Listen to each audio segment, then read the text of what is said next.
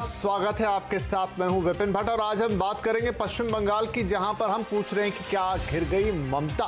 BJP ने चुनाव आयोग से कहा है कि बंगाल में जल्द से जल्द चुनाव आचार संहिता लागू कर दी जाए। पार्टी ने शिकायत की है कि ममता सरकार वोटर्स लिस्ट में रोहिंग्या और बांग्लादेशियों का नाम जुड़वा रही है। वहां कानून व्यवस्था की स्थिति बदतर हो चुकी है।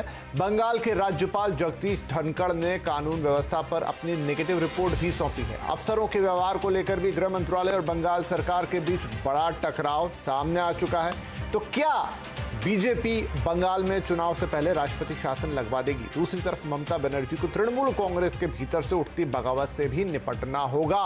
कुल मिलाकर बंगाल चुनाव की दिलचस्प पृष्ठभूमि तैयार हो रही है। तो क्या इस बार ममता दीदी घिर चुकी हैं? इसी पर आज हम बातचीत करने जा रहे हैं और आज चर्चा के लिए हमारे साथ हैं बीजेपी के प्रवक्ता प्रेम शुक्ला, टीएमसी से जुड़ रहे हैं समर्थक बादल देवनाथ, राजनीतिक विश्लेषक आशुतोष हमारे साथ है कार्यक्रम में, वरिष्ठ पत्रकार आलोक मेहता जी और वकील आशुतोष श्रीवास्तव। आप सभी का बहुत बहुत स्वागत है। तो सवाल यह है कि क्या ममता बनर्जी अपने ही घर में घिर चुकी हैं? तो क्यों ना इसकी शुरुआत बादल साहब आपसे ही की जाए।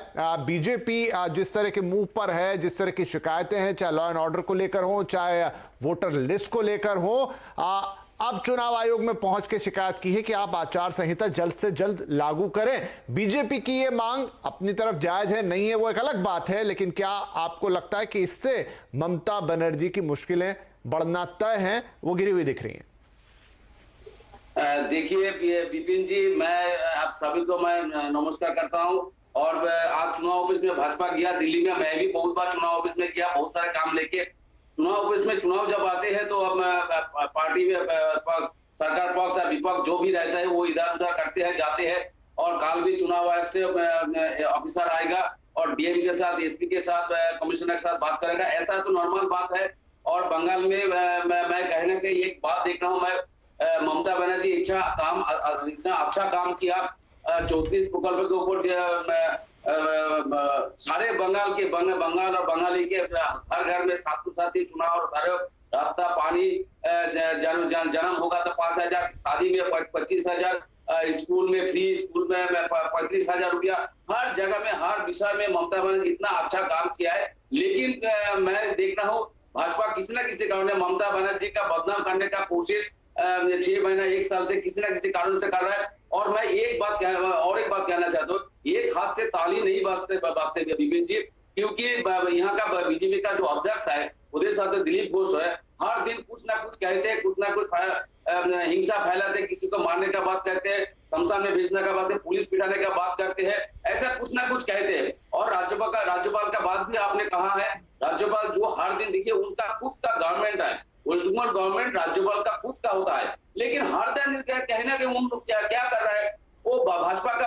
किसी न किसी विषय के ऊपर, सब्जेक्ट के ऊपर वो भाजपा का समर्थन ले रहे हैं। लेकिन टीएमसी के 100 के ऊपर 2 साल के अंदर टीएमसी के 100 के ऊपर कार्यकर्ता तो हत्या किया है, भाजपा द्वारा हत्या किया गया, लेकिन एक भी नाम नहीं आ रहा है कि टीएमसी का कार्यकर्ता को क्यों हत्या किया जा रहा है। और कोई घटना घट जाए तो होता जैसे जेपी नड्डा आया बंगाल में। तो बादल साहब, आप कुल मिला के ये कह रहे हैं कि कोई फर्क नहीं पड़ेगा इन सारी चीजों से, कुछ होना जाना नहीं है?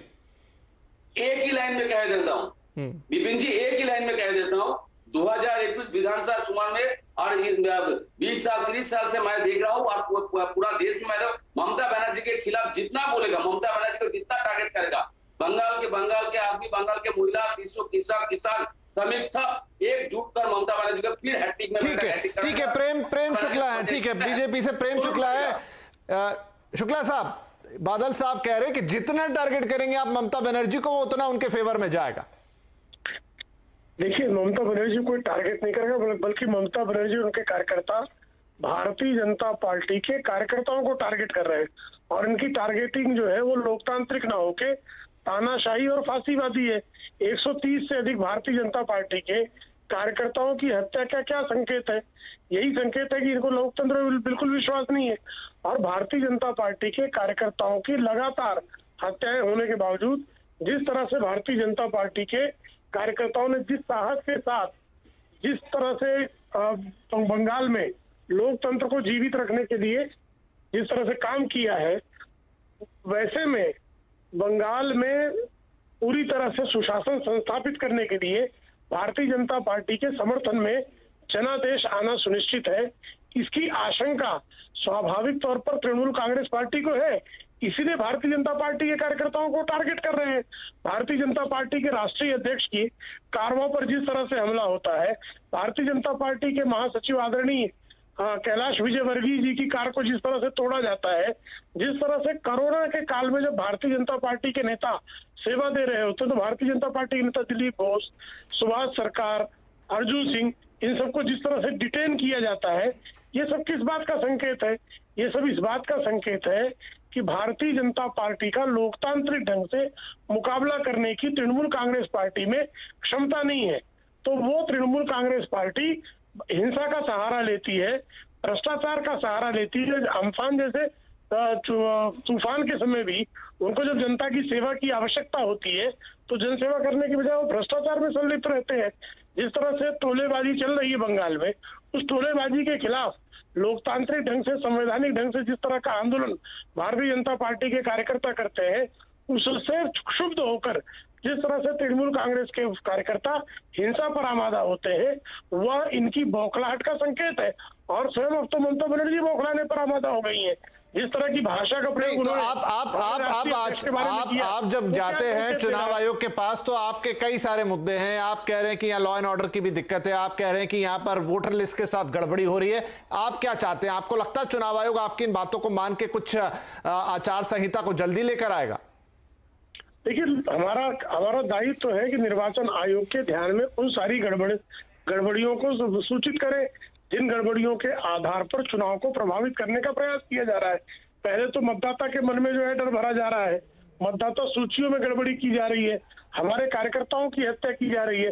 ये सारी हत्याएं चुनाव को टारगेट करके ही की जा रही है ना जी, ठीक है। चुनाव को टारगेट करके जो कुछ हरकतें की जा रही हैं, उन पर स्वाभाविक तौर पर हमको संवैधानिक ढंग से अपने पक्ष को रखने के लिए निर्वाचन आयोग के समक्ष हमने अपनी बातें रखी है। ठीक है। आलोक मेहता जी, अब बीजेपी का ये जो एक मूव है कि वो चुनाव आयोग में गए हैं और उन्होंने तमाम तरह की बातें चुनाव आयोग के सामने रखी, लॉ एंड ऑर्डर से लेकर वोटर लिस्ट तक की, इसको एक जनरल मूव के तौर पे देखें या इसके पीछे अगर हम समझने की कोशिश करें कि ऐसा करके क्या करना चाह रही है आखिर बीजेपी? क्या वो उन तमाम मतदाताओं के मन में कोई एक विश्वास पैदा करना चाहती है जहां कई जगह यह है कि हिंसा की आशंका होती है, वोटर वोट तो देना चाहता है लेकिन जिस तरह की पृष्ठभूमि बंगाल के पास है वो कॉन्फिडेंस पैदा करना चाहती हैं, या वो ऐसा करके ममता बनर्जी पे इनडायरेक्टली एक प्रेशर बनाना चाहते हैं? इस मूव को समझे कैसे? देखिए विपिन जी, ये निश्चित रूप से बीजेपी आगे चुनाव से हमेशा पहले तैयारी करती है और जो इस हिंसा की स्थिति पिछले एक साल में दिखाई दी है, कुछ महीनों के दौरान तेजी से बढ़ती गई है। और इसलिए मैं खाली बीजेपी और ममता की बात न करें और इस परिस्थिति पर आप देखें तो मुझे एक मिनट दीजिए। देखिए, हिंसा की राजनीति वहाँ सिद्धार्थनगर इमरजेंसी के पहले से स्थिति रही है और एक समय में चुनाव में कांग्रेस और लेफ्ट पार्टी का था। ममता बनर्जी और बादल जी आज भी, कल वो किसी समय कांग्रेस पार्टी के ही हिस्सा थे। जो जिस पर ममता जी आरोप लगाती थी, लेफ्ट के गुंडे, अपराधी, बंदूकधारी, वो भी ममता की पार्टी में आ गए।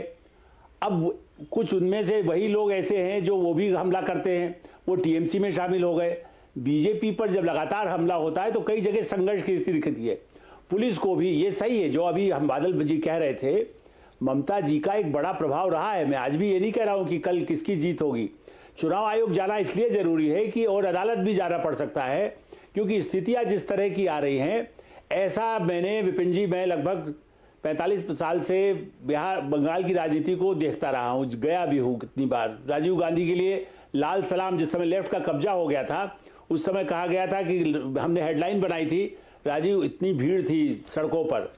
आज कांग्रेस वहाँ नहीं है, आज कांग्रेस लेफ्ट पार्टी के साथ है, अब प्रत्यक्ष रूप से ममता के साथ भी हो ही जाएगी।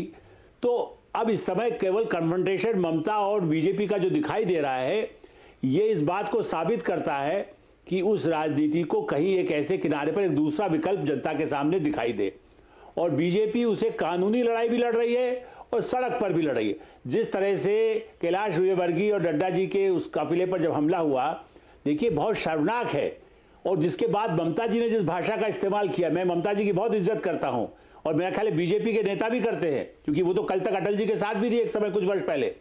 इसलिए ममता जी जिस भाषा का इस्तेमाल नड्डा जी के लिए किया, किसी पार्टी अध्यक्ष के लिए, नड्डा जी छोड़ दीजिए, किसी भी पार्टी का अध्यक्ष यदि वो लालू यादव जी की पार्टी के लिए भी व्यक्तिगत रूप से कोई ऐसी बातें कहेगा, बड़ी नेता मुख्यमंत्री पद पर रहते हुए, ये साबित करता है कि उनको लग रहा है कि नहीं बीजेपी कहीं हमारा हिस्सा हमारा तोड़ रही है, हमारा गढ़ टूट रहा है, हमारा दुर्ग गिर रहा है। ये स्थिति चुनाव आयोग के सामने या देश के सामने आना जरूरी है कि निष्पक्ष चुनाव हो। बंगाल की जनता आज भी कई समस्याओं से गंभीर रूप से परेशान है। वहां के चाय बागान के लोगों को आज तक किसान जो छोटे उत्पादक हैं, उनको ममता जी ने भी किसान नहीं माना। उनको 6,000 रुपया जो केंद्र से जाता है वो भी किसी किसान को नहीं मिला जी। क्या वो मुद्दे होना चाहिए, या केवल ये मुद्दे कि बीजेपी क्यों आ रही है, अध्यक्ष क्यों आ रहा है, पार्टी क्यों आ रही है, कांग्रेस क्यों आ रही है? जी बिल्कुल नहीं, मुद्दों पे भी हम बात करते हैं, आते हैं। और सच बात है, चुनाव में असल मुद्दे होने चाहिए, ना कि ये कि एक दूसरे पर हिंसा का आरोप ही सिर्फ मुद्दे बन के रह जाए यहाँ पर। आशुतोष, आपको क्या लगता है कि ये जो चुनाव आयोग में जाने की बात है या निष्पक्ष चुनाव कराने की बात है या हिंसा से परे कोई भी चुनाव हो, तो हिंसा तो होनी ही नहीं चाहिए, लेकिन क्योंकि पश्चिम बंगाल में ऐसा देखा गया है, तो अगर हिंसा या इस तरह की चीजें बनती हैं तो इसमें किसी एक पार्टी का नुकसान होगा और दूसरी पार्टी का फायदा होगा? क्या बीजेपी ये कोशिश कर रही है यहाँ पे कि अगर राष्ट्रपति शासन लग जाए या थोड़ा वक्त से पहले आचार संहिता लग जाए तो चीजें उसके लिए ज्यादा बेहतर होगी, उसके फेवर में होगी? देखिए, दो चीजें बड़ी महत्वपूर्ण है। पहली बात यह कि भारतीय जनता पार्टी की पूरी कोशिश है कि जो अगला विधानसभा का चुनाव हो वो स्पष्ट तौर पर दो राजनीतिक दलों के बीच में हो, यानी तृणमूल कांग्रेस के बीच में हो और भारतीय जनता पार्टी के बीच में हो। इसके लिए वो एक ऐसा नैरेटिव क्रिएट कर रहे हैं कि वहां पर सिर्फ दो ही दल हैं जो एक दूसरे के खिलाफ लड़ रहे हैं, वहां सीपीएम और कांग्रेस के लिए कोई जगह नहीं बचती है। दूसरी बात यह है कि ये जो इलेक्शन कमीशन जाने की बात है, ये दरअसल प्रेशर टैक्टिक्स है और ममता बनर्जी के ऊपर प्रेशर बनाने की कोशिश है। आप भी ये जानते हैं कि चुनाव आयोग अपने तरीके से किसी तरीके की कोई आचार संहिता लागू कर ही नहीं सकता, संवैधानिक स्तर पर भी और संस्थानिक स्तर पर भी, क्योंकि जो आचार संहिता होती है वो चुनाव की घोषणा के बाद ही होती है, चुनाव की घोषणा के साथ ही होती है, अलग से नहीं लागू हो सकती है। तो भारतीय जनता पार्टी के बड़े नेता इस बात को अच्छी तरीके से समझते हैं, लेकिन वो प्रेशर लगातार बनाए रखना चाहते हैं। तीसरी बात जो मैं कहना चाहता हूं वो ये कि देखिए, मुझे लगता है कि पश्चिम बंगाल के अंदर भारतीय जनता पार्टी बिल्कुल वही गलती कर रही है जो दिल्ली में उन्होंने अरविंद केजरीवाल को 2014 में गलती की या 2019 में गलती की। गलती क्या की? गलती ये की कि आप लगातार एक पार्टी को, एक नेता को अगर आप टारगेट करते रहते हैं तो लोगों की सहानुभूति उनके साथ होती जाती है। जो अरविंद केजरीवाल 2015 में वो चुनाव हार सकते थे और ऐसा पार्लियामेंट के चुनाव के बाद लग रहा था, जब 7 की 7 सीटें जो है वो बीजेपी जीत गई तो भारी मत से जीती थी। उसके बाद स्पेक्टिकुलर तरीके से 67 सीटें भारतीय आम आदमी पार्टी जीती। वो इसलिए जीती क्योंकि सत्ता के केंद्र में, राजनीति के केंद्र में उन्होंने आम आदमी पार्टी को, अरविंद केजरीवाल को बना दिया। तो एक जाहिर सहानुभूति।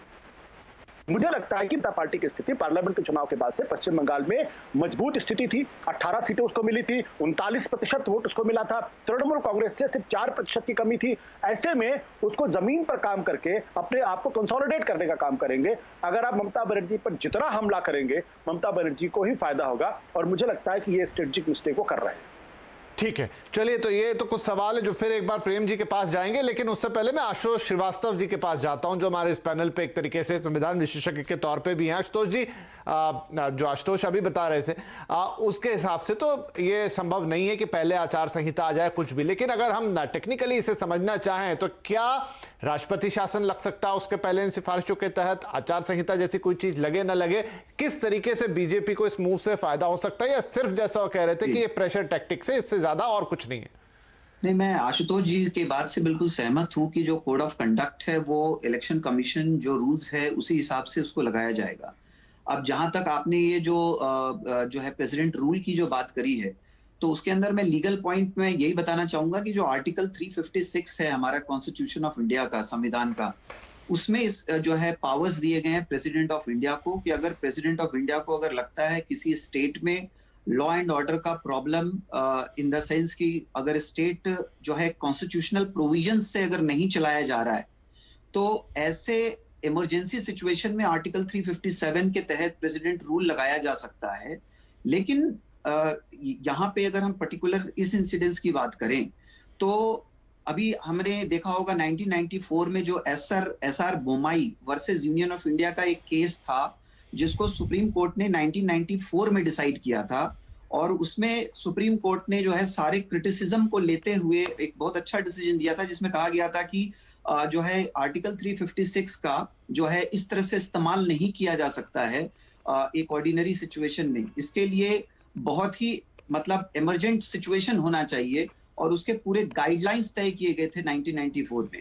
वो एसआर बोमाई का जो मामला था वो एक्चुअली कर्नाटका का था, जहां पे जो है दो पार्टी, जनता पार्टी और लोक दल, दोनों ने मिलके एक जनता दल पार्टी बनाई थी उस टाइम 80s में, और उन्होंने गवर्नमेंट फॉर्म किया था। गवर्नमेंट फॉर्म होने के बाद कुछ एमएलएज ने लेटर दिया था और उन्होंने रेजिग्नेशन दिया था। तब ये माना गया था कि जो गवर्नमेंट थी वो माइनॉरिटी में आ गई थी, और इसलिए जो है एप्लीकेशन देने के बाद सीएम जो मिस्टर बोमई थे, उसके बाद एप्लीकेशन के बाद वहां प्रेसिडेंट रूल लगाया गया। जबकि बाद में जब ये मामला सामने आया तो ये पता चला कि जो है मिस रिप्रेजेंटेशन से कुछ एमएलएज के सिग्नेचर लिए गए थे, और उसको जो है इस चीज के लिए यूज किया गया था। और ये मामला फिर सुप्रीम कोर्ट में गया, तो सुप्रीम कोर्ट ने बोला कि ये जो है प्रेसिडेंट रूल इस तरह से नहीं लगाया जा सकता, इसके प्रॉपर गाइडलाइंस बनाए गए, और तब से जो है वो प्रॉपर गाइडलाइंस फॉलो किया जा रहा है। और ऐसे बहुत सारे मामले हैं, जैसे पहला जो प्रेसिडेंट रूल लगा था वो पंजाब में लगा था 1951 में, और मुझे लगता है कि आज की डेट में एक छत्तीसगढ़ और तेलंगाना को छोड़ करके सारे पूरे देश में जो है प्रेसिडेंट रूल लगाया जा चुका है। ये सब हमने देखा है, 70s में भी देखा, अभी पहले भी जो है ये सारे मामले आए थे। तो ये जो प्रेसिडेंट रूल का जो मुझे लगता है कि ऐसे सिचुएशन में जहां पे अभी जैसे मैंने बताया कि प्रेसिडेंट रूल तब लगाया जा सकता है जब जो है स्टेट जो है कॉन्स्टिट्यूशनल वे में जो है फंक्शन नहीं कर रहा हो। ये बहुत ही वाइड मामला है, इसके अंदर ये छोटे कोई इंसिडेंट्स होने से ऐसा नहीं माना जा सकता कि भले ही राज्यपाल भी अपनी नेगेटिव रिपोर्ट भेजे तो भी उससे फर्क नहीं पड़ेगा। देखिए मैंने जैसे बताया कि प्रेसिडेंट को पावर है, आर्टिकल 357 में प्रेसिडेंट ऑफ इंडिया को पूरा पावर है, और उसके लिए पार्लियामेंट का कोई जो है कंसेंट की भी जरूरत नहीं है। लेकिन ये पावर जो है कब यूज करना है, कैसे यूटिलाइज करना है, इसके लिए गाइडलाइंस है 1994 का। अगर प्रेसिडेंट ऑफ इंडिया को लगता है कि ये गाइडलाइंस के तहत बैठता है और इसमें प्रेसिडेंट रूल लगाना चाहिए तो बात अलग है, वो लगा सकते हैं। लेकिन ये जो है हर ऐसे स्थिति में जहां लॉ एंड ऑर्डर का जो है इश्यूज आ गया, एक दो इंसिडेंसेस आ गए, सिर्फ उसी इंसिडेंस में ऐसे लगाना के लिए ही जो पहले लगाया जा रहा था, इसी वजह से इसको ये किया गया। जैसे हमें 1975 में जब लगा था जो प्रेसिडेंट रूल लगाया गया था 25 जून 1975 को, जब इंदिरा गांधी जी जो है हमारी प्राइम मिनिस्टर थी, और वहां पे एलिगेशंस लगा था कि कुछ ब्राइबरी और इस तरह के एलिगेशंस लगाए गए थे इलेक्शन में, और ये पूरा मामला इलाहाबाद हाई कोर्ट में गया था। तो जस्टिस सिन्हा साहब ने जो ऑर्डर किया था उस टाइम पे, उसमें 6 साल के लिए बार किया गया था इलेक्शन के लिए, और उसके बाद अगर आप देखेंगे तो फिर जो है प्रेसिडेंट रूल लगा, जो कि 21 महीनों तक जो है प्रेसिडेंट रूल चला। तो इन सारे मामलों को देखते हुए, क्योंकि इसमें क्रिटिसिज्म भी बहुत है, इसमें क्रिटिसिज्म है, पब्लिक ओपिनियन है कि जो है इसका मिसयूज नहीं होना चाहिए। ठीक है जी, ठीक है। तो मैं अब बहुत सारे सवाल और उठते हैं, क्योंकि हो क्यों रहा है ये सब कुछ, हो तो एक चुनाव के लिए रहा है। तो आलोक मेहता जी, एक छोटी सी टिप्पणी आपका चाहूंगा कि क्या बीजेपी प्रेसिडेंट रूल की बात हो या ये हो, इसे करके वास्तव में वहां पे प्रेसिडेंट रूल लाना चाहती है? वो खुद भी ऐसा नहीं चाहेगी कि इस तरह की कोई चीज हो, क्योंकि ये आखिर जन भावना को भी इंपैक्ट करेगी। देखिए विपिन जी, जहां तक मैं समझता हूं पब्लिकली तो वो कह रही है कि राष्ट्रपति शासन लगाएं, लेकिन जैसा अभी आशुतोष जी ने भी कहा, प्रेसिडेंट रूल अभी 4 महीने 5 महीने बाद चुनाव की स्थितियां हैं। ऐसे में प्रेसिडेंट रूल लगा करके उनको ही सत्ता संभालें और पूरी कानून व्यवस्था की स्थिति, अभी इसीलिए उन्होंने क्या मांग किया है, अर्धसैनिक बल वहां लगाइए। मतलब पुलिस पर भी भरोसा इसलिए नहीं है कि हर जगह, ऐसा नहीं कि केवल उस राज्य में होता, कई जगह पुलिस उसकी तरह पूर्वाग्रह सत्ता के साथ हो जाती है। तो मुझे नहीं लगता, हाँ पब्लिक में पोस्चर ये रहेगा कि देखिए यहाँ ठीक से न्याय नहीं मिल सकता, इसलिए राष्ट्रपति शासन होना चाहिए। कैलाश विजयवर्गीय और कई नेता इसकी मांग कर चुके हैं। लेकिन मुझे ऐसा लगता है कि ऐसी स्थितियां जब तक कोई बहुत ही विस्फोटक न हो जाए, जब खुद बिल्कुल ही पूरा विद्रोह, मान लीजिए अर्ध सीआरपीएफ का प्रमुख जाए, उसी को जेल में भेज दे पुलिस वाला, तब तो ऐसी स्थिति हो सकती है। सीबीआई वालों को बंद कर दिया था, ममता जी के राज में कुछ भी हो सकता है। ऐसी स्थिति में तो राष्ट्रपति शासन होगा। अन्यथा मुझे लगता है कि सूट यही करेगा सभी दलों को कि उस समय राष्ट्रपति शासन न हो, इलेक्शन कमीशन की और अर्धसैनिक बलों की तैनाती के साथ निष्पक्ष चुनाव हो। जी ठीक है, चलिए तो फिलहाल तो नहीं लग रहा कि ऐसा कुछ होगा, लेकिन अब क्या ममता जी चारों तरफ से घिरी हैं और उनकी स्थिति वाकई में उतनी मजबूत नहीं है जैसे उन्होंने पिछले 2 विधानसभा चुनाव में प्रदर्शन किया? देवनाथ साहब, अगर हम बात करें तो दक्षिण में, अगर दक्षिण बंगाल की बात करें तो स्थिति बहुत मजबूत है, लेकिन उत्तर हो गया या ढाड़ हो गया, यहां पर आपके हाथ से अगर हम 2019 के चुनाव की बात कर ले, वहां से अगर थोड़े से रेफरेंस निकालें तो आपके लिए भी यानी कि टीएमसी को बहुत काम करने की जरूरत है और ये सीधी सीधी चुनौती मिल रही है बीजेपी की तरफ से। क्या ममता बनर्जी यहां पर चीजों को लूज कर रही हैं? और भी बहुत सारे फैक्टर्स हैं जिनकी हम बात करेंगे, लेकिन जो ग्राउंड वर्क है, क्या उस ग्राउंड वर्क पे वो पिछड़ गई हैं? बादल जी। हेलो बादल साहब, हाँ आपके लिए सवाल। हेलो जी जी,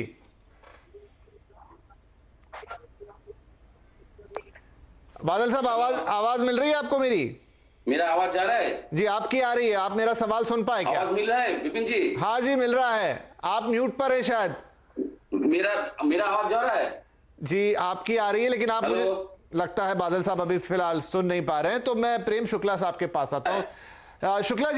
शुक्ला जी इस समय जो बीजेपी, अगर जो बीजेपी को अगर सत्ता में आना है पश्चिम बंगाल के अंदर, तो सबसे बड़ी चुनौती होगी कि ममता जी का जो गढ़ है यानी कि दक्षिण बंगाल, उसमें आपको सेंध लगानी ही पड़ेगी। लेकिन जो मौजूदा स्थिति है, चाहे आप पिछला विधानसभा चुनाव ले लें, चाहे आप लोकसभा का चुनाव ले लें, चाहे पंचायत के चुनाव ले लें, ऐसा लगता नहीं है कि वहां पर बीजेपी ज्यादा कुछ कर पाई है। आपने बहुत अच्छा प्रदर्शन किया उत्तर बंगाल में या दूसरे हिस्से में, लेकिन जो दक्षिण है और जिसमें विधानसभा की ज्यादातर सीटें आएंगी, जब तक वहां पर बीजेपी कुछ बड़ा नहीं करती तब तक बंगाल बीजेपी का नहीं हो सकता। देखिए विपिन जी, 9 साल पहले बीजेपी का कितना मत प्रतिशत था बंगाल में? हम 4% पर खड़े थे और 9 वर्षों में हम 40% पर आ गए। और आप पिछले विधानसभा चुनाव यानी 2016 के विधानसभा चुनाव में हमारी स्थिति क्या थी और हम 2019 के लोकसभा चुनाव में कहाँ पहुंचे? तो इसका साफ संकेत है कि भारतीय जनता पार्टी के पक्ष में सतत जो है बंगाल की जनता का समर्थन बढ़ता चला गया है, उसने छलांग लगाई है। इसी तरह से विधानसभा चुनाव में भी 2021 में स्वाभाविक तौर पर जो लोग पश्चिम बंगाल में ममता बनर्जी के तानाशाही भ्रष्ट शासन से तंग आ चुके हैं, वह जनता बंगाल को बांग्लादेश बनने से बचाने के लिए, रोहिंग्या का गढ़ बनने से बचाने के लिए, भ्रष्टाचार का गढ़ बनने से बचाने के लिए, वहां पर सुशासन के लिए, वहां विकास का महामार्ग प्रारंभ हो सके, इसके लिए भारतीय जनता पार्टी के पक्ष में जनादेश देगी। जिस तरह से उत्तर बंगाल भारतीय जनता पार्टी के समर्थन में आया है, दक्षिण बंगाल में भी स्वाभाविक परिवर्तन की लहर आपको जब पश्चिम बंगाल में विधानसभा के चुनाव की तिथियां घोषित होंगी, जब मतदान का अवसर मिलेगा, वहां की जनता भारतीय जनता पार्टी को सत्ता में बैठाने के लिए जनादेश देगी और भारतीय जनता पार्टी को 200 से अधिक सीटों को जीतने में सफलता हासिल होगी। लेकिन शुक्ला जी, आपका ये जो सारा कॉन्फिडेंस है जो मैं समझ रहा हूं, वो तो 2019 के लोकसभा चुनाव के आधार पर आ रहा है, लेकिन क्या लोकसभा चुनाव और विधानसभा चुनाव में हम एक जैसा जनता का मानस देखें? क्या वो उसी आधार पर फिर से वोट करेगी? क्या आपको वही सफलता फिर से मिलती हुई दिखाई देगी? उससे बेहतर सफलता मिलेगी, क्योंकि 2019 के लोकसभा चुनाव के बाद बंगाल की कानून एवं व्यवस्था की स्थिति ज्यादा गिरी है। अम्फान चुनाव के बाद भ्रष्टाचार का बोलबाला ज्यादा तौर पर दिखाई दिया है। बंगाल में तृणमूल कांग्रेस पार्टी के कार्यकर्ताओं की टोलेबाजी लगातार बढ़ी है। वहां राजनीतिक हत्याओं का सिलसिला लगातार बढ़ता चला गया है। ऐसे में लोकसभा चुनाव की तुलना में जब विधानसभा के चुनाव होंगे तो बंगाल की जनता ज्यादा सुदृढ़ता से भारतीय जनता पार्टी के पक्ष में खड़ी होगी। चलिए ठीक है, ये आपका कॉन्फिडेंस है। बादल साहब, बादल साहब, ये कहना है प्रेम शुक्ला जी का, मैं आपसे पहले वही सवाल पूछ रहा था कि अगर हम बंगाल को देखें तो अब बंगाल में खेमे, अगर आप उसको साफ साफ डिवाइड दिख रहा है, एक तरफ दिख रहा है कि बीजेपी ने उत्तर बंगाल में राढ़ में अपना बहुत मजबूत किला तैयार किया है, जो उनको 2019 के लोकसभा चुनाव में वो सफलता मिलती हुई दिखाई दी, और आपका जो वर्चस्व है वो सिमट के जो रह गया है वो खासतौर पर दक्षिण और पश्चिम में रह गया है। तो क्या इस बार दक्षिण और पश्चिम में जो आपका गढ़ है उसमें बीजेपी सेंध ना लगा दे? क्या आपको भरोसा है या वो भी आपके हाथ से जाता हुआ दिखेगा? मैं 2-3-4 लाइन बताऊंगा, मुझे 30 सेकंड टाइम दीजिए। आपके पास टाइम है पूरा, बोलिए। ममता बनर्जी का नॉर्थ बंगाल जलपाईगुड़ी में, जहां उत्तर बंगाल आप कह रहे हैं, वहां पर एक रेलवे सभा था, लाखों लोगों का भीड़ हुआ वहां पर। आज का सभा 1 बजे का हुआ था। उसके पहले मेदिनीपुर नॉर्थ में, उत्तर में, दक्षिण में जो सभा हुआ उसमें भी बहुत सारे भीड़ हो रहा है। और एक पॉइंट, दूसरा पॉइंट है जो 2019 में मोदी जी था दिल्ली में, जो प्राइम मिनिस्टर उम्मीदवार थे, प्राइम मिनिस्टर। और बंगाल में क्या होता है, बंगाल विधानसभा चुनाव अलग है, यहाँ पर भाजपा का एक भी लीडर नहीं है जो सीएम बन सकता है, और ऐसा कोई भी लीडर नहीं है जिसका भी नाम लीजिएगा उसका बंगाल में किसी को चॉइस नहीं है तो कौन सीएम बनेगा। जो भी लोग आ रहे हैं सब बाहर से आ रहा है और यहाँ पर संगठन का काम कर रहा है। तीसरा बात, आप जो 356 का जो बात है यहाँ पर कहिए, मैं एक लाइन में खत्म कर देता हूँ। 356 क्यों नहीं होगा? चुनाव आयोग का 1 महीने से पहले से काम शुरू हो गया। पीएम के साथ बात कैसे नॉमिनेशन होगा, एफिडेविट कैसे होगा, वहाँ उसका फॉलोअर कैसे होगा, वो नॉमिनेशन सब कुछ, हर कुछ का काम 1 महीने से पहले से शुरू हो गया चुनाव आयोग का। जो लोग पार्टी के अंदर रहते हैं, जो पार्टी के चुनाव से संपर्क रहते हैं, वो लोग जानते हैं जो कैसे चुनाव के 6 महीने पहले से करते हैं। पार्टी का जो पॉलिसी है वो उसको, और जो प्रतीक चिन्ह है, जो सिंबल होता है, सिंबल कैसे ऑर्डर किया जाता है 6 महीने पहले से, वो भी पूरा काम शुरू हो गया। इससे पहले 350 से लागू करना गलत होगा और नहीं होगा, क्योंकि चुनाव काल भी चुनाव बंगाल में आ रहा है, यहाँ पर ऐसा काम करेगा। अर्थात ये 356 अभी लागू नहीं हो सकता क्योंकि चुनाव। ठीक है, नहीं उस पर चर्चा हो गई, उस पर बात हो गई। तो आशुतोष बात कर रहे हैं, इसलिए मैं कह रहा हूं। हाँ, ठीक है आशुतोष जी, मतलब हमारे जो पत्रकार बंधु है आशुतोष जी, आपके पास आ रहा हूं। और वो ये कि आप ठीक है, दोनों पार्टियों को अपनी अपनी बातों पे भरोसा है, लेकिन हम तो ग्राउंड पे देखते हैं। तो जो मैं सवाल लेकर गया था, चाहे शुक्ला जी के पास हो चाहे बादल साहब के पास हो, कि जो मेन दक्षिण वाला हिस्सा है जहां पर अभी भी पार्टी की बहुत अच्छी पकड़ है ममता बनर्जी की, और टारगेट भी बीजेपी वहीं कर रही है, वहीं पर नड्डा साहब जाते हैं, वहीं पे पूरा फोकस है, वहीं पे कोशिश है कि जो पार्टी में असंतोष है टीएमसी के अंदर उसको थोड़ा भुनाया जाए। लेकिन अगर आप देखें तो न सिर्फ टीएमसी का होल्ड इस इलाके में अच्छा है, बाकी अगर नंबर 2 पे देखा जाए तो वाम दलों का भी होल्ड इस इलाके में बहुत बढ़िया रहा है।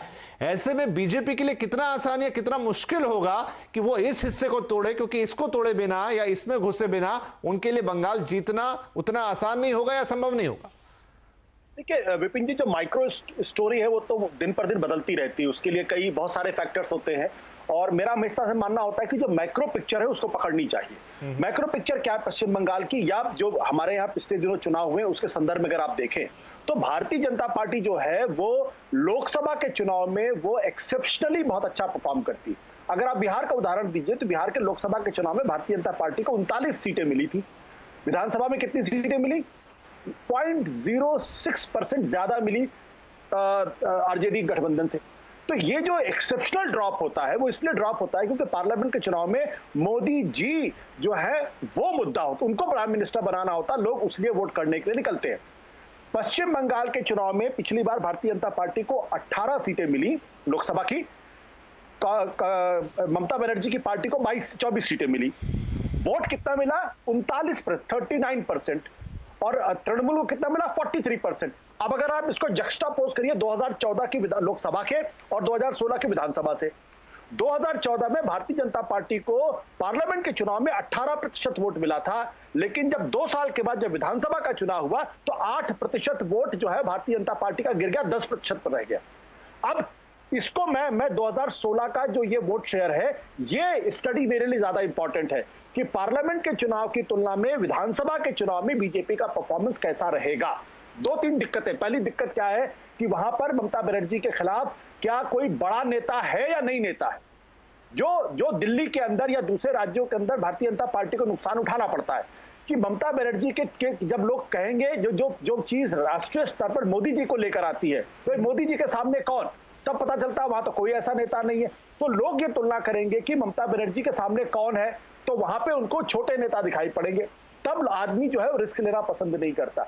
दूसरी बात, ममता बनर्जी वहां से पिछले कम से कम जहां तक मुझे ध्यान पड़ता है कि 1982-83 के बाद से राजनीति कर रही, एक एक चीज की जानकारी है, हर चीज को वो समझती बूझती हैं, कॉस्ट इक्वेशन क्या है, रीजनल इक्वेशन क्या है, सारी चीजें। बीजेपी अभी गई है, तो बीजेपी के लिए आप ये कहिएगा कि 6 महीने के बाद चुनाव होगा और अचानक तख्ता पलट कर देंगे, मुझे इसमें बहुत ज्यादा अतिशयोक्ति नजर आती है। हाँ, बीजेपी मेहनत बहुत कर रही है, इसमें कोई दो राय नहीं है, बीजेपी अच्छा परफॉर्म करेगी, इसमें भी कोई दो राय नहीं है, लेकिन आज की तारीख में हम ये बैठ के मैक्रो पिक्चर अगर हम कर लें कि जो परफॉर्मेंस उसका लोकसभा के चुनाव में होगा, उसी तरीके का परफॉर्मेंस उसका अगर विधानसभा में होगा, तो मुझे इस थियरी में यकीन नहीं है। अभी कम से कम 2, 2.5, 3 महीने और देखना पड़ेगा कि जमीन पे मूवमेंट क्या है, तब आप कह सकते हैं कि बीजेपी जो है वह जीत की स्थिति में खड़ी है। जी ठीक है आलोक मेहता जी, तो यही सारी चीजें चाहे वो बीजेपी और टीएमसी दोनों पर लागू होती हैं। अगर हम बात कर रहे हैं कि दक्षिण पर बीजेपी को फोकस करना है, लेकिन क्या हम श्योर हैं कि उत्तर में जिस तरह का प्रदर्शन लोकसभा में था वही का वही बीजेपी विधानसभा में दोबारा दोहरा पाएगी कि नहीं? दूसरी तरफ अगर टीएमसी को देखते हैं तो यह दिख रहा है कि पार्टी में जिस तरह का असंतोष पनप रहा है, जिस तरीके से पार्टी के लोग अपने ही, चाहे वो अभिषेक बनर्जी हो, उनसे असंतुष्ट हैं या उनके कारण नाराज हैं या प्रशांत किशोर की चीज को लेकर नाराज है, तो ममता के लिए बीजेपी से ज्यादा बड़ा सरदर्द तो खुद की पार्टी बनी हुई है। तो दोनों ही पार्टियों के लिए इस तरह की इक्वेशन है, लेकिन रिजल्टेंट क्या होगा हालांकि बहुत दूर की बात है। जैसा आशुतोष भी कह रहे हैं कि अभी मैक्रो की बात करें, माइक्रो की नहीं कर सकते, लेकिन फिर भी आज अगर हम बात कर रहे हैं तो ये प्रश्न आएंगे। बिल्कुल विपिन जी, देखिए इस पे 2 बात देखिए आप। असम में कितना पहले बीजेपी को लोग मानते थे क्या कि असम में भी पूर्वोत्तर राज्यों में उस तरह से बीजेपी का प्रभाव नहीं था। बंगाल में तो श्यामा प्रसाद मुखर्जी और भारतीय जनसंघ को 11-12 सीटें मिली थी उस जमाने में, 11-12 सीटें। आप अंदाज लगाइए तब कहाँ वो कुछ जनसंघ भी कुछ नहीं था। लेकिन आप देखिए कि ये कहना आरएसएस का काम वहाँ लगातार चलता रहा, और आशुतोष जी मुझसे ज़्यादा आरएसएस संघ पर काम कर चुके हैं, वो इस बात को मानेंगे कि संघ की एक्टिविटी भी बंगाल पूर्वोत्तर क्षेत्रों में रही। बीजेपी और उनको आप अलग करिए, कुछ भी कहिए, लेकिन उनका आदमी वही तो काडर है। आज हिंदुत्व का मुद्दा कहिए, इसलिए ये मानना कि बिल्कुल नहीं है, अभी उनका नेता कौन होगा, नेता तो कोई असम में भी नहीं दिखता। कई नए नेता बना करके त्रिपुरा में खड़ा कर दिया गया। मैंने त्रिपुरा में तो जो दिल्ली में घूम रहे थे सड़कों पर, वो मुख्यमंत्री बन गए। तो इसलिए ये हमारा केवल पुरानी जो थ्योरीज हैं, समीकरण हैं, गणित है, सारे फेल हो जाते हैं।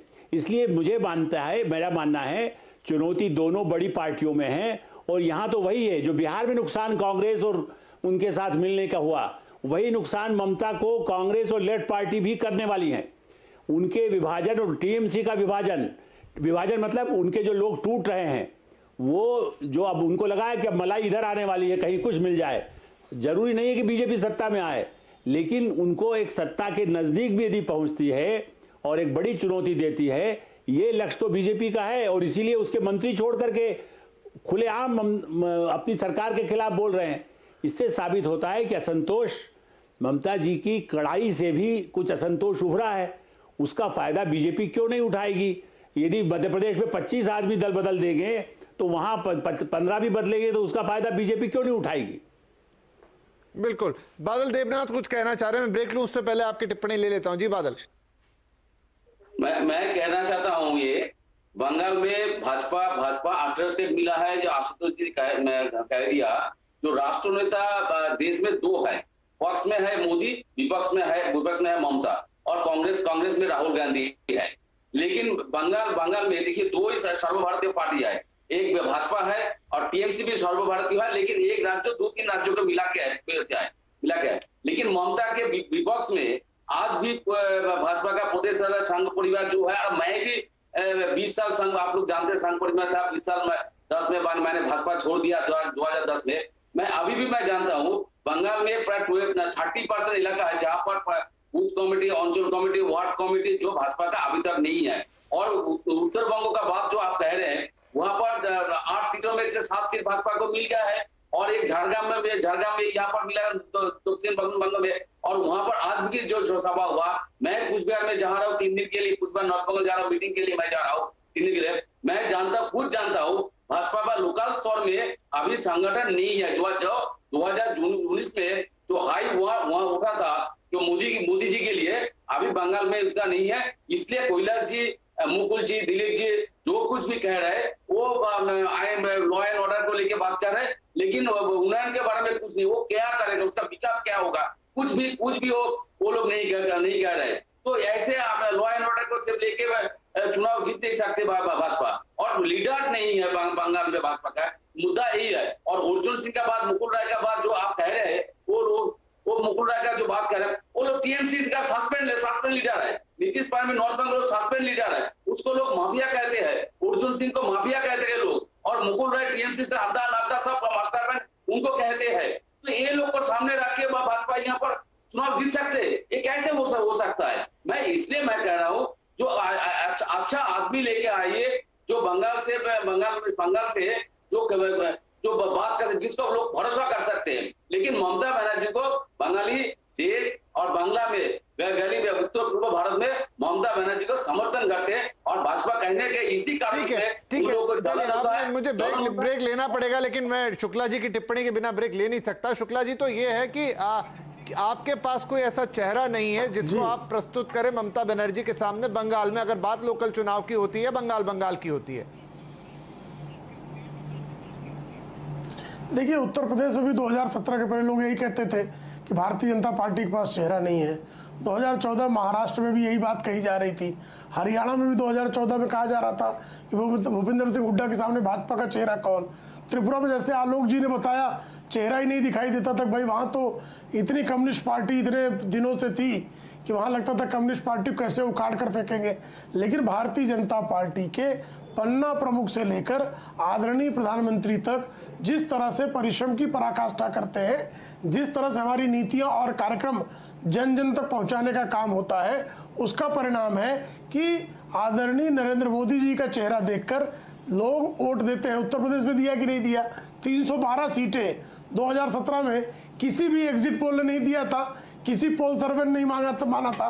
त्रिपुरा में हम 3/4 बहुमत ले आएंगे, ये किसने कहा था? महाराष्ट्र में 2014 में हम 120 सीटें ले जाएंगे, हम 46 सीट पर थे उसके पहले।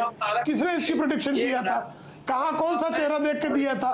तो इसका सीधा जो है, बादल जी जरा शांत संयम रखिए, धैर्य रखिए। बादल जी क्यों आप व्यग्र क्यों हो रहे हैं? बादल जी व्यग्र क्यों हो रहे हैं? आप बादल जी व्यग्र क्यों हो रहे हैं? विपिन जी, बादल जी तो बीच में अनावश्यक टोका टोकी कर रहे हैं। मैं तो आपको सुन रहा था, बादल जी क्यों व्यग्रता का कारण क्या है? धैर्य पूर्वक सुनिए, बात पूरी करने दीजिए। ममता बनर्जी का जो इतना बड़ा पॉपुलैरिटी है, इस पॉपुलैरिटी को और बंगाली को आपको ध्यान होगा, आपको बादल जी आराम से गलत काम भी है। बादल जी आराम से शांति। इसके बाद बादल जी बोलने दीजिए, ये क्या तरीका है? बादल जी एक मिनट बादल जी, उन्हें बात तो पूरी करने दीजिए। आपकी बात शांति से सुनिए, उन्हें पूछे। हाँ जी, कीजिए। बादल जी तो अनायास गरज रहे हैं, इनके पास कोई पानी नहीं, फिर भी गरजे जा रहे हैं।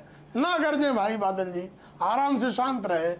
देखिए, संकट ऐसा है, 2014 का लोकसभा चुनाव याद कर लीजिए, तब यही आशुतोष जी मुझे कई चैनलों पर कहते थे अक्सर कि भाई, आशुतोष जी का कहना होता था कि ये तो भारतीय जनता पार्टी तो राष्ट्रीय पार्टी ही नहीं है, कांग्रेस से कैसे लड़ेगी? मोदी जी के आ जाने के कारण जो ध्रुवीकरण हो जाएगा तो भाजपा तो साफ हो जाएगी। लेकिन 2014 के चुनाव में जब 272 प्लस आदरणीय मोदी जी के नेतृत्व में लक्ष्य रखा गया, किसने हमारा मजाक नहीं उड़ाया था? किसके मन में किसने प्रश्न नहीं पूछा था? आशुतोष जी, आप कितनी बार प्रश्न पूछते थे, आप तो भूले नहीं होंगे। लेकिन 272 प्लस आया ना 2019 में, फिर आप लोग हमसे पूछा करते थे कि साहब अब आप बढ़ेंगे कहाँ? आपको 2272 में तो आप घटेंगे, क्योंकि फिर बीच में बोलने लगे भाई साहब, अरे बादल जी क्यों गरज रहे हैं?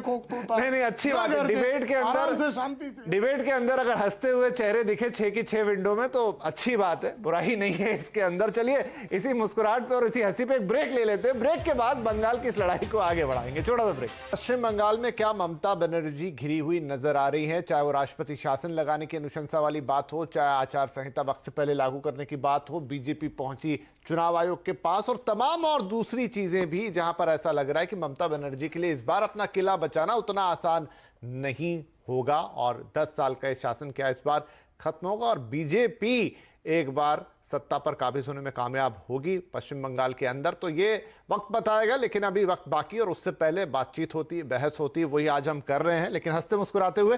तो यहाँ पर अब काफ़ी सारी बातें हो रही थी ब्रेक से पहले। मैं एक बार फिर से जाता हूँ, आशुतोष जी आप ही के पास आता हूँ। आपके लिए प्रश्न भी छोड़ दिया था शुक्ला जी ने, लेकिन मैं फिर भी ये समझना चाहूँगा कि कई बार अगर हम ये दोनों तरह की चीज़ें हैं यहाँ पर, अगर हम ये देखें, दिल्ली का उदाहरण ले लें तो बात उल्टी लगती है, लेकिन जितने सारे उदाहरण प्रेम शुक्ला जी ने गिनवाए हैं तो वो भी बात सही है कि बीजेपी ने बहुत सारी जगह पे बिना किसी चेहरे के चुनाव लड़ा और चुनाव जीता और प्रचंड बहुमत से जीता। तो ये चीज पश्चिम बंगाल में क्यों नहीं हो सकती? दो बातें। पहली बात तो मैं प्रेम शुक्ला जी हमारे मित्र हैं, इनकी याददाश्त दुरुस्त करना चाहूंगा। 2014 के चुनाव के समय में मैं आम आदमी पार्टी में था, मैं खुद चुनाव लड़ रहा था, मैं एंकर की भूमिका में नहीं था, इसलिए जो बातें उन्होंने कही हैं वो बातें उचित तथ्यात्मक तौर पर गलत है। दूसरी बात, जहां तक बिल्कुल सही बात उन्होंने कही है कि त्रिपुरा का उदाहरण उन्होंने दिया है और साथ ही साथ दूसरे कई राज्यों का उदाहरण भी उन्होंने दिया है, बिल्कुल सही उन्होंने उदाहरण दिया है। लेकिन ये उदाहरण 2017 के पहले के हैं। 2017 के बाद के अगर आप चुनाव देखेंगे तो आपको एक बिल्कुल अलग तरीके का तस्वीर नजर आएगी। जहां जहां भी भारतीय जनता पार्टी ने प्रदर्शन किया है वहां पे भारतीय जनता पार्टी का प्रदर्शन जो असेंबली के चुनाव में, पार्लियामेंट चुनाव की तुलना में कमजोर हुआ है और जो भी उनका नेता रहा है वो नेता पुलापुल नहीं कर पाया है। ये बहुत स्पष्ट तौर पर मैं आपको बता रहा हूं। मैंने कहा कि जो ममता बनर्जी वाली जो थियरी है वो एक थियरी है। असली थियरी इस बात को लेकर यह है कि पार्लियामेंट के चुनाव में, विधानसभा के चुनाव में जमीन आसमान का फर्क आया है। नरेंद्र मोदी जी विधानसभा का चुनाव अपने बल पर बीजेपी को जिताने में 70 to 80% नाकामयाब रहे। अगर आप कहें तो मैं उदाहरण आपको दे सकता हूं। अगर आप गुजरात चुनाव को खाली छोड़ दें तो कर्नाटक के चुनाव में बीजेपी अपने बल पर सरकार नहीं बना पाई, मध्य प्रदेश, राजस्थान, छत्तीसगढ़ में अपने बल पर सरकार नहीं बना पाई, तोड़ फोड़ तो जरूर बनाई। उसके बाद पार्लियामेंट के चुनाव में भयंकर जीत हुई, लेकिन हरियाणा में अपने बल पर बहुमत बीजेपी लेकर नहीं आ पाई। महाराष्ट्र के अंदर बीजेपी 220 से ज्यादा शिवसेना के साथ बात कर रही थी, सिर्फ 160 के आसपास सीट लेकर आई है। और बिहार में हारते हारते भारतीय जनता पार्टी बची है, जबकि जनता दल यूनाइटेड का साथ उसके साथ था। दूसरी तरफ एक ऐसी पार्टी थी जिसका ना कोई नेता था ना कोई संगठन था। तो ये, इसके बाद झारखंड का उदाहरण आपके सामने मौजूद है, वहां पे बीजेपी बुरी तरीके से हारी है। तो ये जो उदाहरण है ये स्पष्ट करते हैं कि पार्लियामेंट के चुनाव को 18 सीटें मिल गई आपको 2019 में। इसका मतलब ये नहीं है कि आप 2021 के विधानसभा के चुनाव में आपको उतनी ही सीटें मिलेंगी। 18 सीटों का मतलब 122 सीटें भी भारतीय जनता पार्टी की विधानसभा। ये स्पष्ट तौर पर देखना पड़ेगा कि अगर, इसलिए मैं कहता हूं कि अगर अब आप जक्स्टापोज करिए इस फिगर को कि ममता बनर्जी वहां पर एक सबसे बड़ी नेता के तौर पर है और वहां पर क्या मोदी जी अपने बल पर चुनाव जिता पाएंगे? मुझे दिलीप घोष तो नहीं जिता पाएंगे, मैं अच्छी तरीके से जानता हूं। अर्जुन सिंह नहीं जिता पाएंगे, मुकुल राय नहीं जिता पाएंगे, शुभेंद्र अधिकारी भी आ जाए तो वो भी नहीं जिता पाएंगे। जिता सकते हैं तो सिर्फ मोदी जी जिता सकते हैं। तो मोदी जी क्या जिता पाएंगे? पिछले 9 चुनाव का उदाहरण मेरे साथ, गोवा को मैं भूल गया, 9 चुनाव का उदाहरण मेरे सामने है, वहां नरेंद्र मोदी जी अपने बल पर बीजेपी को बहुमत का आंकड़ा नहीं करा पाए हैं। इसलिए मैं ये कहता हूं कि इसमें बीजेपी को अभी बहुत संघर्ष करना होगा वहां पे। ठीक है, तो मैं आलोक मेहता जी के पास जाऊंगा, लेकिन छोटी टिप्पणी प्रेम शुक्ला जी आपकी इस बीच, छोटी सी। जी 2 चीजें। एक तो मैंने आशुतोष जी, मैंने कहा कई चैनलों पे, इसका मतलब था कि मैं आपको एंकर नहीं, आपके नेता के रूप में कह रहा हूं, आपकी टिप्पणियां थी। दूसरी बात, आप 2017 तक कह रहे हैं, त्रिपुरा में तो 2018 में चुनाव ही हुआ। असेंबली इलेक्शन 2018 में त्रिपुरा में हुआ और त्रिपुरा में किस तरह से परिवर्तन आया आपके सामने है। वो 2017 के बाद की घटना है। अकेला उदाहरण। चलिए ठीक है, चलिए इस चीज को छोड़ते हैं, क्योंकि ये कोई भी प्रेडिक्ट नहीं कर सकता कि एग्जैक्टली क्या होगा। लेकिन अगर हम पश्चिम बंगाल पे ग्राउंड पे बात करें, मेहता जी, ग्राउंड पे अगर हम देखें तो देखिए, चाहे वो उत्तर बंगाल में अगर क्यों बीजेपी को सफलता मिली, अगर थोड़ा अंदर जाके देखें तो बहुत सारे लोग जो कि बातचीत में आया, सुनने में आया, कहने में आया और पढ़ने में आया कि जो केंद्र की जो योजनाएं हैं वो लोगों तक पहुंची, उससे उनको फायदा हुआ और उनको कहीं लगा कि हाँ कुछ है। लेकिन अब फिर ये बात दक्षिण बंगाल में क्यों नहीं आपको देखने को मिलती, या फिर कुछ दूसरे इलाकों में क्यों नहीं देखने को मिलती? अगर हम पश्चिम बंगाल की बात करें या बंगाल के पश्चिमी हिस्से की बात करें तो ये तो थोड़ा तराजू इस तरफ और तराजू उस तरफ जाता रहेगा। लेकिन बीजेपी ने अपने संगठन के लेवल पे काम किया है, तो ममता बनर्जी की अपनी नेता के रूप में छवि है। अब उनकी पार्टी में असंतोष है, एंटी इनकम्बेंसी भी हो सकती है, तो दोनों ही पार्टियों के पास बहुत सारे फैक्टर होंगे, लेकिन और फिर एक बड़ा फैक्टर यह भी है कि एक बड़ा प्रतिशत मुस्लिम समुदाय का भी पश्चिम बंगाल से आता है। ओवैसी भी कह रहे हैं कि मैं वहां से चुनाव लड़ूंगा। तो क्या ये सारे समीकरण जब बैठेंगे तो इसमें किसका पलड़ा भारी हो सकता है, इसका प्रेडिक्शन हम किस आधार पर लगाएं? देखिए, आप और हम अभी भविष्यवाणी का भी बहुत सारे कार्यक्रम आपको करना है, लेकिन ये मैं आपको कह सकता हूं, देखिए बहुकोणीय चुनाव है। मध्य प्रदेश, मैं वहीं का रहने वाला हूं, मध्य प्रदेश में 2 ही पार्टियां होती थी इसलिए उसको हुआ। राजस्थान में भी 2 ही पार्टी, और खास करके वसुंधरा को तो हराना बीजेपी आरएसएस के लोग चाहते थे, वसुंधरा हार जाए, वो भी बड़ा कारण था। इसलिए ये सब स्थानीय कारण होते हैं। और मैं अभी भी मानता हूं कि ऐसा नहीं बीजेपी वहां पर बड़ा एकदम विजय का रथ लेकर के ही जा रही है, वो भी शायद वस्तुस्थिति समझती होगी। और कुछ इलाकों में, जैसा आपने कहा शहरी इलाके में, जब आप बार बार सारा प्रतिपक्ष जब ये कहता है कि अंबानी टाटा उनकी सरकार है, अडानी की सरकार है, उसका फायदा लोग क्या चाहते हैं? भाई ममता जी ने उस समय वहां पर नहीं आने दिया टाटा को, तो गुजरात चले गए, वो चाहे उस स्कीम का जो हुआ हो। लेकिन सही बात यह है कि वहां के लोग यदि पढ़ा लिखा है, या जैसे आपने कहा कुछ इलाकों में उनको लगता है वो बिल्कुल अंधभक्त की तरह से नहीं है, ना बीजेपी के लिए अंधभक्त कहेंगे ना उनको, लेकिन वो भविष्य देखते हैं कि यदि भाई यहाँ भी उद्योग आए, यहाँ भी रोजगार मिले, यहाँ भी, और मुस्लिम हिंदू यदि करेंगे, जो अभी कहा भी है बार बार सीए वगैरह में जो बात की गई है, तो उससे फिर भी एक ध्रुवीकरण का फायदा जितना उन पार्टी को नहीं मिलेगा उसका फायदा बीजेपी को मिल सकता है। तो मेरा ये मानना है कि संघर्ष कड़ा होगा, और बहुत ही कड़ा निश्चित रूप से बीजेपी। लेकिन मैं आज से फिर कहूंगा, बीजेपी या कांग्रेस ने नीति छोड़ दी, वरना दूरगामी ढंग से वो चलती है, विजय न भी मिले, यदि किला आधे वहां पर पहुंच के झंडा अपना फहरा दिया, उसका भी कितना लाभ मिलेगा, उसके अगले चुनाव में क्या फायदा मिलेगा, उस रणनीति पे जो बड़ी पार्टियां काम करेंगी। ओवैसी आपने नाम लिया, बिहार में क्या हुआ? ओवैसी उस इलाके में जीत गई जहां लालू यादव कांग्रेस कभी कितनी होती थी, वहां पर बीजेपी भी आ गई और ओवैसी भी आ गई। ऐसे इलाकों में जितना बहुकोणीय होगा उसका फायदा और नुकसान दोनों ममता को भी होगा और इनको भी हो सकता है। इसीलिए कांग्रेस लेफ्ट पार्टी माओवादियों के साथ, माले के साथ जा रही है, इससे ज्यादा आप क्या कह सकते हैं बिहार में जो गई। तो इसलिए मुझे लगता है कि ये बहुकोणीय संघर्ष का फायदा भी ये पार्टी उठाने की कोशिश करेगी। ठीक है, क्विकली बादल साहब मुझे बताइए कि अब जो मैंने मुस्लिम समीकरण की बात की, तो क्या टीएमसी ओवैसी के साथ हाथ मिलाना चाहेगी, और दूसरी बात कि पार्टी के अंदर जो असंतोष है उससे ममता कैसे निपटेंगी? बिल्कुल विपिन जी, मैं एक बात मैंने आपका सवाल के जवाब देना चाहता हूँ। ये जो वाईसी का पार्टी, आप ध्यान से सुन लीजिए, सब मिलकर सुन ले। वाईसी का जो पार्टी है वो हिंदी भाषी मुस्लिम है, और बंगाल और बांग्ला उत्तर बांग्ला में, उत्तर पूर्व भारत में, बांग्लादेश में वो ये बंगाली मुस्लिम है, और तब शिया और सुन्नी है। यहाँ का जो मुस्लिम है वो उन लोगों को मानते नहीं है, और थोड़ा कुछ हिंदी भाषी मुस्लिम है जो वाईसी में गया है, और ये लोग मीम का पार्टी नहीं करेगा, ये मान लीजिए, क्योंकि इसमें वो उसका धर्म के अंदर ही बात है। मैं इसको कुछ कह ना सकता हूँ, क्योंकि सारे मुसलमान, क्रिश्चियन, बुद्ध, जैन, सिख, सबको लेके मैं थोड़ा जल्दी दीदी सब चलते हैं, और इसमें वाईसी का कोई फैक्टर यहाँ पर नहीं होगा। ठीक है, चलिए आपने स्पष्ट कर दिया, अच्छी बात है। लेकिन ममता इस पर क्या लेकर आती हैं? हालांकि मेरा वो सवाल थोड़ा सा अधूरा रह गया कि अंतःकलह का क्या करेंगे, जो लोग छिटकने की बात कर रहे हैं, जो छिटक चुके हैं, उनका क्या होगा। लेकिन चलिए, अभी तो बहुत सारी चर्चाएं इस पर और करनी है। कुल मिला के समय क्योंकि यहां समाप्त होने जा रहा है, लेकिन अभी दोनों ही पार्टियां, चाहे बीजेपी हो चाहे तृणमूल कांग्रेस हो, अपनी तरफ से चाहे जुबानी तौर पर एक जंग हो रही है या थोड़ा बहुत लड़ाई झगड़ा ग्राउंड पे भी होता हुआ दिखाई देता है। लेकिन अभी थोड़ा प्रेडिक्ट करना मुश्किल है कि कौन किस करवट बैठेगा।